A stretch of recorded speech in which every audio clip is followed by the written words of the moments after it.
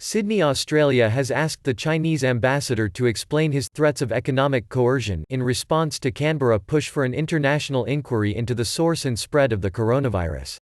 Australia's call for a probe into the pandemic, which originated in the central Chinese city of Wuhan in December, has angered China, its largest trading partner, following a couple of years of diplomatic tension.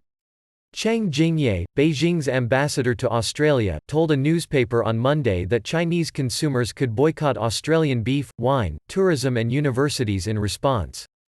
Australian Trade Minister Simon Birmingham said Australia was a crucial supplier to China and that Australia's resources and energy helped power much of China's manufacturing growth and construction.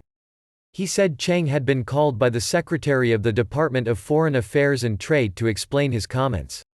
Australia is no more going to change our policy position on major public health issues because of economic coercion, or threats of economic coercion, than we would change our policy position in matters of national security, Birmingham said on ABC Radio. The Chinese embassy published a summary of the conversation on its website, which said Cheng had flatly rejected the concern expressed from the Australian side. Cheng also said, "The fact cannot be buried that the proposal is a political maneuver," according to the statement, which added that Australia was crying up wine and selling vinegar when it said the proposed review would not target China. Chinese Foreign Ministry spokesman Zheng Shuang denied the ambassador's comments amounted to economic coercion. The Chinese ambassador to Australia is talking about the concerns of the Chinese people, who disapprove of certain wrong actions by Australia lately, Zheng told reporters in Beijing. Birmingham told Sky News the Australian government's displeasure was made known in the phone call. China accounts for 26% of Australia's total trade, worth around $235 billion Australian dollars, $150 billion in 2018-19, and is the biggest single market for Australian exports such as coal, iron ore, wine, beef, tourism and education.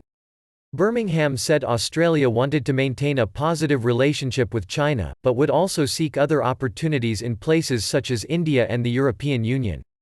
Trade with the European Union was worth $114.3 billion Australian dollars and India $30.3 billion Australian dollars in 2018-19.